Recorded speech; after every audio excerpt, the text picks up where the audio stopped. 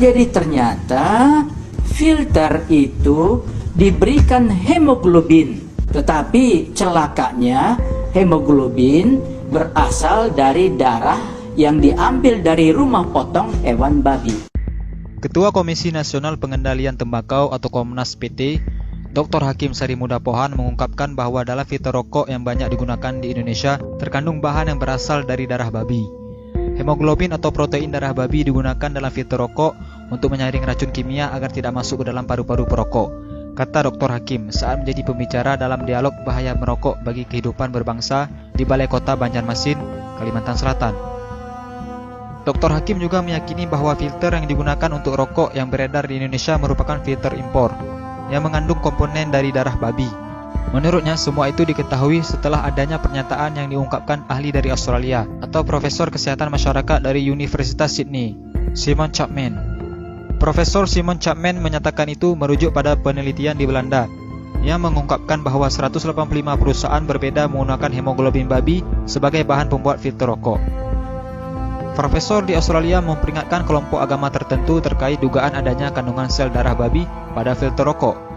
Profesor Simon Chapman juga menyatakan sekali lagi bahwa itu merujuk pada penelitian di Belanda yang berhasil mengungkapkan bahwa 185 perusahaan berbeda menggunakan hemoglobin babi sebagai bahan pembuat filter rokok. Menurut Dr. Hakim, sudah seharusnya umat muslim yang mayoritas di Indonesia ini menjauhi barang yang nyata-nyata dilarang dalam agama. Bukan hanya kaum muslim, tetapi kaum Yahudi juga melarang pemanfaatan babi untuk keperluan seperti filter rokok ini. Kabar penting ini harus diberitahu kepada para perokok yang alergi terhadap fatwa haram merokok. Sebuah penelitian ilmiah mengungkapkan bahwa dari sebuah bangkai babi ternyata bisa diolah menjadi 185 produk, diantaranya adalah untuk rokok. Penemuan penggunaan darah babi dalam filter rokok ditemukan peneliti di Belanda, Christine Mendersma, secara tidak sengaja. Perempuan ini sebenarnya sedang meneliti seekor babi berkode Pig 05049 di sebuah peternakan di Belanda.